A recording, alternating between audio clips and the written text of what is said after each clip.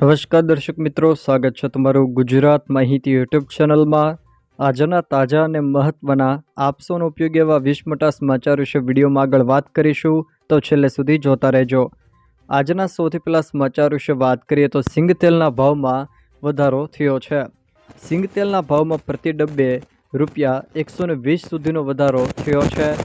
સિંગ તેલના 15 કિલોના ડબ્બાનો ભાવ રૂપિયા 2725 થઈ ગયો છે। મગફળીની આવકમાં વધારો થતો હોવા છતાં પણ ભાવ વધારો થયો છે। જોકે હજુ પણ ખાદ્ય તેલના ભાવમાં તેજી આવી શકે છે। તહેવારો ટાણે જ આ ભાવ વધારો થતાં મધ્યમ વર્ગ પર આર્થિક બોજ વધ્યો છે। મગફળીનું સારું ઉત્પાદન હોવા છતાં પણ સંગ્રહખોરી અને છટ્ટાખોરીને કારણે ભાવ વધી રહ્યા હોવાની પણ બજારમાં ચર્ચાઓ થઈ રહી છે। સ્ટેટ બેંક ઓફ ઇન્ડિયાના બેંક ખાતા ધારકોને ઝટકો।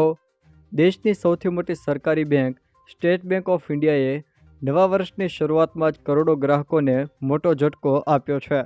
હવે અન્ય બેંકોના એટીએમમાંથી પૈસા ઉપાડવા પહેલાં કરતાં વધુ મોંઘા પડશે। બેંકે અન્ય બેંકોના એટીએમના ઉપયોગ પર લાગતા સર્વિસ ચાર્જમાં વધારો કરી દીધો છે। આ વધારાનું મુખ્ય કારણ ઇન્ટરચેન્જ ફીમાં વધારો છે। ઇન્ટરચેન્જ ફી એ રકમ છે કે જે એક બેંકે બીજા બેંકના એટીએમનો ઉપયોગ કરવા બદલ ચૂકવવી પડે છે। ગુજરાતમાં પવનની દિશા બદલાતા ઠંડીનો ચમકારો વધ્યો।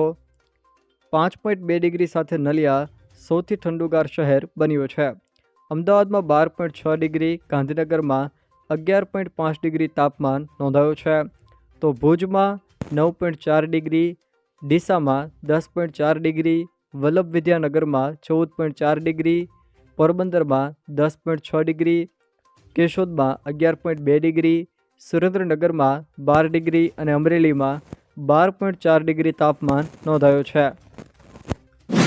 રેલવે ટિકિટ બુકિંગમાં નવા નિયમો લાગુ। રેલવે દ્વારા ટિકિટ બુકિંગમાં છેતરપિંડી રોકવા માટે મહત્વના ફેરફારો કરવામાં આવ્યા છે। હવે માત્ર આધાર ઓથેન્ટિફિકેડ આઈઆરસીટીસી યુઝર્સ જ એડવાન્સ રિઝર્વેશન પીરિયડ એટલે કે એઆરપી ખુલવાના દિવસે મધ્યરાત્રિ સુધી ટિકિટ બુક કરી શકશે। અગાઉ આ સમયમર્યાદા સવારના 8થી બપોરના 12 વાગ્યા સુધી જ હતી। જે યુઝર્સના એકાઉન્ટ આધાર સાથે લિંક નથી તેઓ એઆરપીના પ્રથમ દિવસે ટિકિટ બુકિંગ કરી શકશે નહીં। સોના ચાંદીના ભાવમાં મોટો ઉછાળો। 10 ગ્રામ સોનાના ભાવ 1,43,000 પહોંચી ગયો છે, તો ચાંદીનો ભાવ પણ ઓલ ટાઈમ હાઈ પર પહોંચી ગયો છે। 1 કિલોગ્રામ ચાંદીનો ભાવ 2,90,000 રૂપિયા થયો છે। મુખ્યમંત્રી બદલવાની અટકળો તેજ। કર્ણાટકમાં મુખ્યમંત્રી બદલવાની અટકળો વચ્ચે રાહુલ ગાંધીની અચાનક મુલાકાતે રાજકીય ગરમાવો વધાર્યો છે। સીએમ સિદ્ધારમૈયાએ સ્પષ્ટ કર્યું છે કે પક્ષમાં કોઈ મતભેદ નથી અને પાવર શેરિંગનો મુદ્દો માત્ર મીડિયા દ્વારા બનાવવામાં આવ્યો છે। એવી ચર્ચા છે કે 2.5 વર્ષના કાર્યકાળ બાદ ડીકે શિવકુમારને મુખ્યમંત્રી બનાવવાની ફોર્મ્યુલા નક્કી થઈ હતી। જોકે સિદ્ધારમૈયાએ આ દાવાને નકારતા કહ્યું છે કે હાઈકમાન્ડનો નિર્ણય જ આખરી રહેશે। પીએસઆઈ અને લોકરક્ષક ભરતીને લઈને મોટી અપડેટ। પીએસઆઈ અને લોકરક્ષકની શારીરિક પરીક્ષાના કોલ લેટર ડાઉનલોડ થવાના શરૂ થઈ ગયા છે। 21 જાન્યુઆરીથી શારીરિક પરીક્ષા શરૂ થશે। શારીરિક પરીક્ષા માટેના કોલ લેટર હાલ ડાઉનલોડ કરવાના શરૂ થઈ ગયા છે। ઓનલાઈન વેબસાઇટ ojas.gujarat.gov.in ઉપરથી શારીરિક પરીક્ષા માટેના કોલ લેટર ડાઉનલોડ કરી શકાશે। ગુજરાતમાં બરફ જામે એવી ઠંડીની આગાહી। જાણીતા હવામાન નિષ્ણાત અથિયા શેટ્ટીએ અનુમાન કર્યું છે કે મોટાભાગના વિસ્તારમાં કડકડતી ઠંડી પડશે। સૌરાષ્ટ્ર કચ્છના કેટલાક વિસ્તારોમાં ખૂબ જ ઠંડી સંભવ છે। મંગળવાર રાતે કચ્છથી મજબૂત ઠંડીનો રાઉન્ડ શરૂ થશે। પશ્ચિમ સૌરાષ્ટ્રમાં પણ કડકડતી ઠંડી પડશે। કચ્છના ગ્રામ્યમાં 0 ડિગ્રી સુધી તાપમાન પણ પહોંચી શકે છે। જોકે કેટલીક જગ્યાએ ઝાકળના બિંદુ પણ જામી શકે છે। અનેક જિલ્લામાં 10થી નીચે તાપમાન પણ પહોંચી શકે છે। ગુરુવારે ઠંડી ચરમસીમા પર પહોંચી જશે। બીજી બાજુ હવામાન વિભાગના ડાયરેક્ટર એ.કે. દાસના જણાવ્યા અનુસાર આગામી 24 કલાકમાં તાપમાન વધવાની પણ શક્યતાઓ છે। ત્યારબાદ તાપમાનમાં ફરીથી 2થી 3 ડિગ્રીનો ઘટાડો થતાં ઠંડીનો ચમકારો વધશે।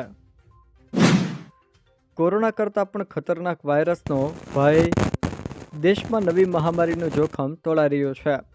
બંગાળમાં નિપાહ વાયરસના 2 કેસ મળ્યા, બંને નર્સ આઈસીયુમાં ભરતી કરાયા છે. સરકારે ટીમ મોકલી. પશ્ચિમ બંગાળના નિપાહ વાયરસના 2 શંકાસ્પદ કેસ નોંધાતા કેન્દ્ર સરકાર હાઈ એલર્ટ થઈ ગઈ છે. આરોગ્ય મંત્રી નડ્ડાએ સીએમ બેનર્જી સાથે ટેલિફોનિક વાતચીત કરી હતી. જોકે રિસ્પોન્સ ટીમ પણ રવાના કરવામાં આવી છે. સૌરાષ્ટ્રની ધારા ફરી ધ્રુજી. ગઈકાલે રાત્રે અમરેલીમાં મધ્યરાત્રે 2 વાગ્યે 2.5ની તીવ્રતાનો ભૂકંપનો આંચકો અનુભવાયો હતો. જોકે આ ભૂકંપનું કેન્દ્રબિંદુ એટલે કે એપી સેન્ટર અમરેલીથી 37 કિલોમીટર દૂર નોંધાયું હતું. ખાંભાગીરના ગામડાઓમાં પણ ભૂકંપના આંચકા નોંધાયા છે. જોકે સૌરાષ્ટ્રમાં અમરેલી જિલ્લામાં ગીર બોર્ડરના વિસ્તારમાં હળવા આંચકાઓ યથાવત છે. આવકનો દાખલો હવે વોટ્સએપ પર. ગુજરાત સરકારે નવી સેવા શરૂ કરી છે. હવે જનતા 95 4 57 56 7 67 આ વોટ્સએપ નંબર ઉપર માત્ર હેલો લખીને આવકનો દાખલો અને જાતિનું પ્રમાણપત્ર સીધા તેમના મોબાઈલ નંબર પર મેળવી શકશે. સુશાસન દિવસ નિમિત્તે મુખ્યમંત્રી ભૂપેન્દ્ર પટેલે આ સેવાનું લોકાર્પણ કર્યું હતું. આ ઈ-સાઇન સર્ટિફિકેટ દરેક જગ્યાએ માન્ય ગણાશે. ભવિષ્યમાં આ નંબર પરથી હવામાનની આગાહી, સરકારી યોજનાઓની માહિતી અને આભા કાર્ડ ડાઉનલોડ કરવાની સુવિધાઓ પણ મળશે. ગુજરાતના ટીઆરબી જવાનો માટે સરકારનો મોટો નિર્ણય. ગુજરાતના અલગ અલગ શહેરોમાં ટ્રાફિક વ્યવસ્થા જાળવવામાં ટ્રાફિક પોલીસને મદદરૂપ થઈ રહેલા ટીઆરબીના જવાનોના માનદ વેતનમાં દૈનિક ₹150નો વધારો કરવામાં આવ્યો છે. હવે ટ્રાફિક બ્રિગેડમાં ફરજ બજાવતા જવાનને દૈનિક ₹300ને બદલે 450ના વેતનની ચૂકવણી કરવામાં આવશે. રાજ્ય સરકારના નિર્ણયથી રાજ્યમાં ટીઆરબીમાં ફરજ બજાવતા અંદાજે 10,000 જેટલા જવાનોને ફાયદો થશે. રાજકોટમાં વનડેમાં ટીમ ઇન્ડિયાની હાર. ભારત અને ન્યૂઝીલેન્ડ વચ્ચે રમાઈ રહેલી 3 મેચોની વનડે સિરીઝની બીજી મેચ રાજકોટના નિરંજન શાહ સ્ટેડિયમમાં રમાઈ હતી. જેમાં ભારતીય ટીમને ન્યૂઝીલેન્ડે 7 વિકેટથી હરાવી છે. જોકે આ જીત સાથે સિરીઝમાં 1-1ની બરાબરી થઈ ગઈ છે. ભારતીય ટીમે ટોસ હારીને પહેલાં બેટિંગ કરતા 50 ઓવરમાં 7 વિકેટે 284 રન બનાવ્યા હતા. ભારતે ન્યૂઝીલેન્ડને 285 રનનો ટાર્ગેટ આપ્યો હતો. ન્યૂઝીલેન્ડની ટીમે 47.3 ઓવરમાં 3 વિકેટના નુકસાન પર 286 રન બનાવીને જીત હાંસલ કરી લીધી હતી. જો દર્શક મિત્રો આ વિડીયો તમને પસંદ આવ્યો હોય તો વિડીયોને લાઇક કરો, તમારા મિત્રો સાથે શેર કરો અને જો તમે અમારી ચેનલમાં નવા હોવ તો ચેનલને સબસ્ક્રાઈબ જરૂર કરજો, જેથી મારા આવનારા તમામ વિડીયોની જાણકારી તમારા સુધી પહોંચી શકે.